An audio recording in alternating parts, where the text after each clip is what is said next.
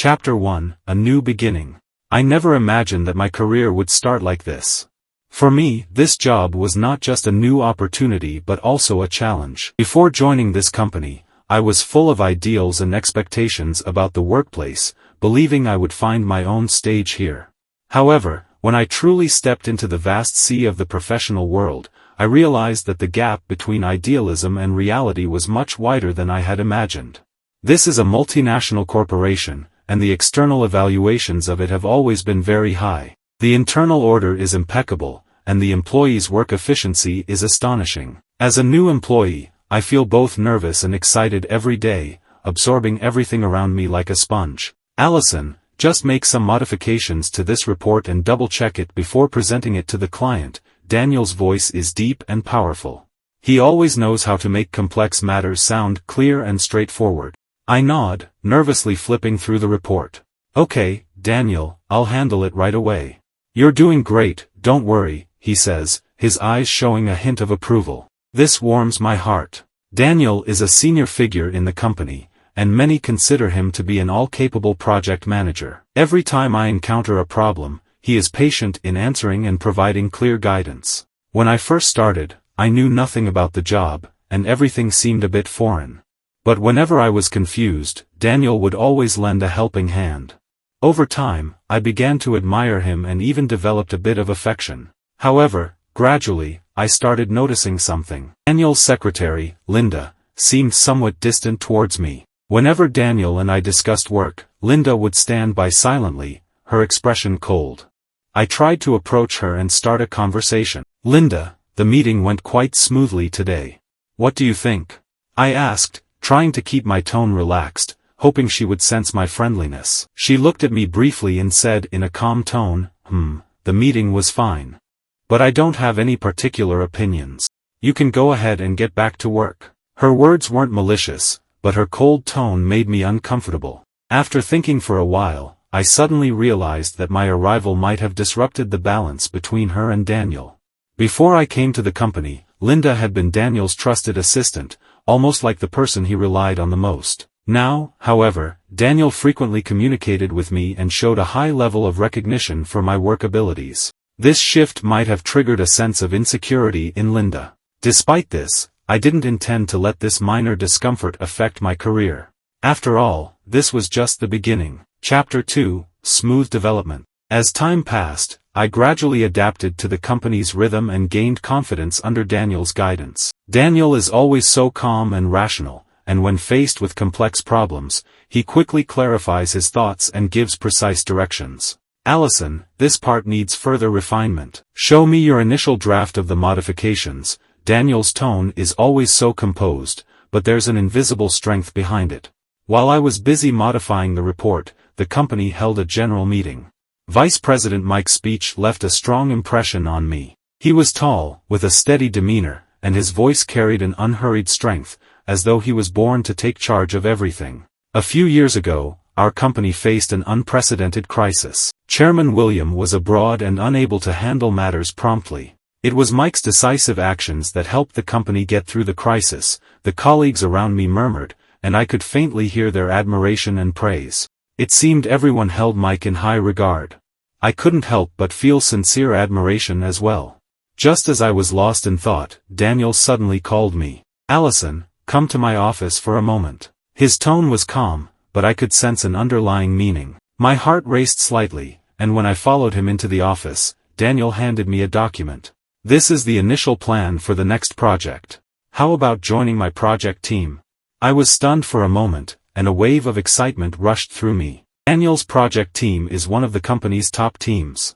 Almost all the members are carefully selected, and his team has achieved outstanding results within the company. Everyone knows that Daniel's team has generated the highest profits for the company, and even Vice President Mike praises him. I was thrilled. Thank you so much. I will definitely give my best to this project. I eagerly agreed, my voice filled with determination. Daniel smiled slightly. I believe in you. I knew this would be a turning point in my career. Everything seemed to be heading in a better direction, and it all started with this collaboration with Daniel. Chapter 3, The Mystery Unfolds. After joining Daniel's project team, I felt like my career had entered a new stage. Working alongside Daniel and other team members every day, tackling complex projects and tasks, gradually boosted my confidence. However, some details of the project started raising concerns. The financial reports from several partner companies seemed strange. Certain amounts appeared to have no clear source or destination, and the links between accounts didn't add up. The most troubling part was the clear signs of funds being transferred behind the scenes. Someone seemed to be tampering with the numbers. I mulled over this for a long time, feeling increasingly uneasy. These issues should have been caught in the approval process, yet every major financial decision had to be personally approved by Daniel. Did he really not notice these anomalies? If he did, why hadn't he acted? No, this couldn't be true. I didn't want to believe it, but the signs were too glaring. Could it really just be a coincidence? Everything started to feel like a massive web, slowly trapping me in its threads. I resolved to uncover the truth and find an answer for myself. One day, I went to Daniel's office to speak with him and accidentally saw a few chat messages between him and Mike. Although I only caught a couple of lines, the words sent a chill down my spine. Has anyone suspected us? If there's a problem, tell me soon. Don't worry, I'll handle it. But we're running out of time. These few sentences raised major doubts in my mind. They didn't sound like business as usual, more like a covert operation. Combined with the irregularities I'd noticed in Daniel's team, my unease deepened. It felt as though these issues were cold arrows piercing my heart, and I couldn't help but wonder if there was something secretive going on between the two of them, something we weren't supposed to know. Not willing to stop there, I began quietly observing Daniel and Mike's movements. On several occasions, I noticed that, despite their busy schedules where they appeared to meet different clients, they both returned to the office almost simultaneously, indicating they were meeting privately. Their behavior led me to suspect that their relationship went deeper than I had realized, possibly involving some undisclosed business dealings that could benefit the company in ways I hadn't yet understood. One afternoon, Linda approached me with a more serious expression than usual. She seemed hesitant but eventually spoke up. "Allison. You need to be careful," she said in a low voice, her words carrying a weight of warning. I froze, puzzled. "Careful about what?" Linda paused, seemingly choosing her words carefully. After a deep sigh, she spoke again, quietly, "You know. Some things. It's better not to get involved in." Without saying more, she turned and left, leaving me standing there, full of confusion and questions. I started to realize that Linda's caution wasn't just random concern. Her cryptic warnings seemed to point to something deeper, urging me to stay away from dangerous waters, to avoid touching certain untouchable lines. Maybe she had already figured everything out, and I was still stumbling in the fog, unable to see the truth. Chapter 4, Collaboration and Betrayal.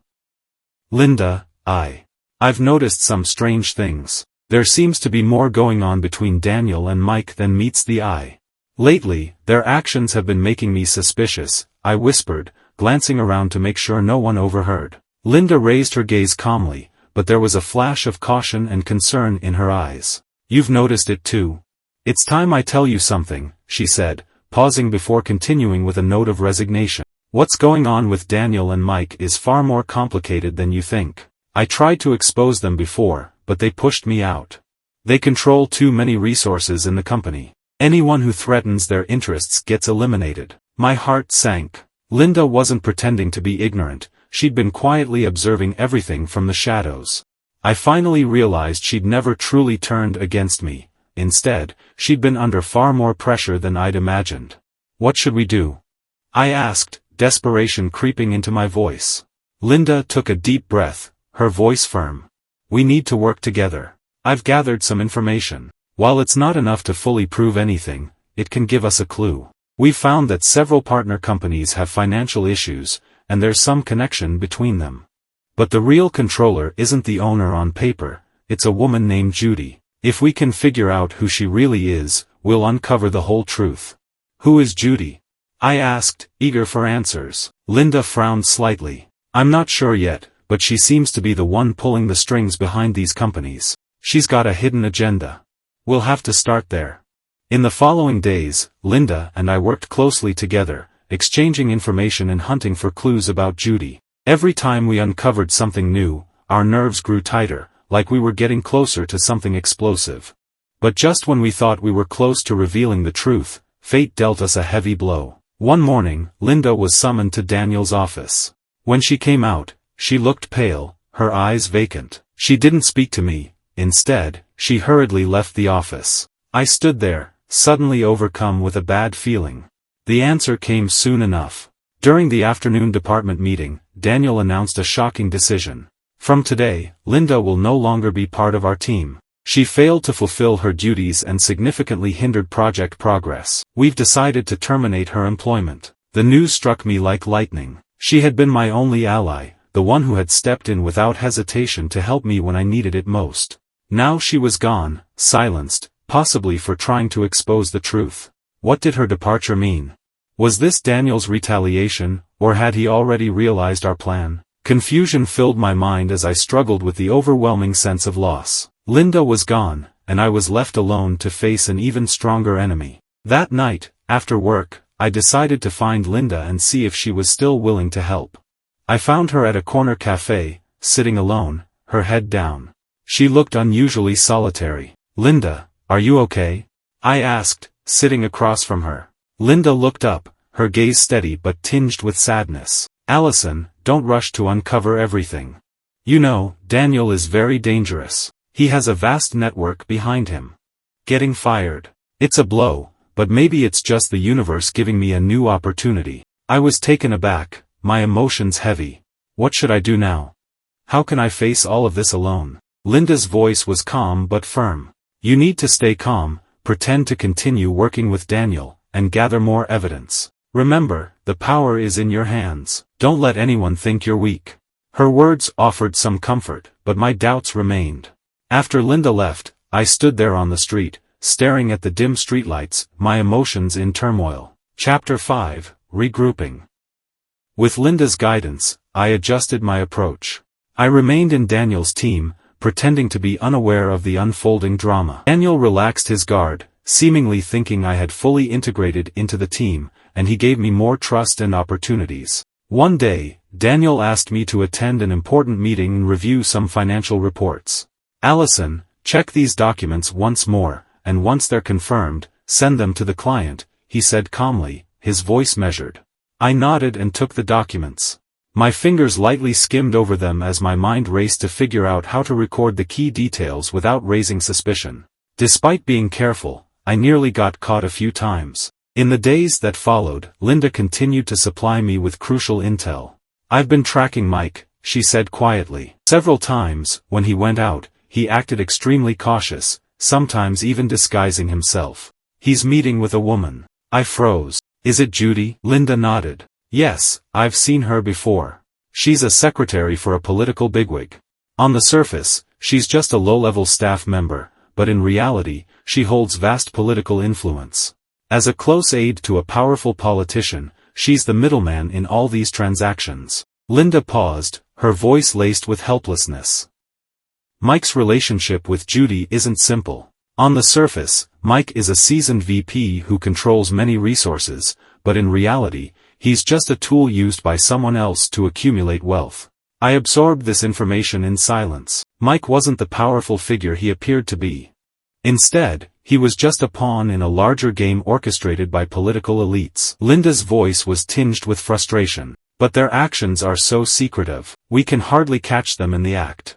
These revelations weighed heavily on me. Yet, I knew that uncovering the truth was no longer optional, it had become my responsibility. Linda and I had come too far to turn back now. I decided to take the final step. Everything would be exposed to Chairman William.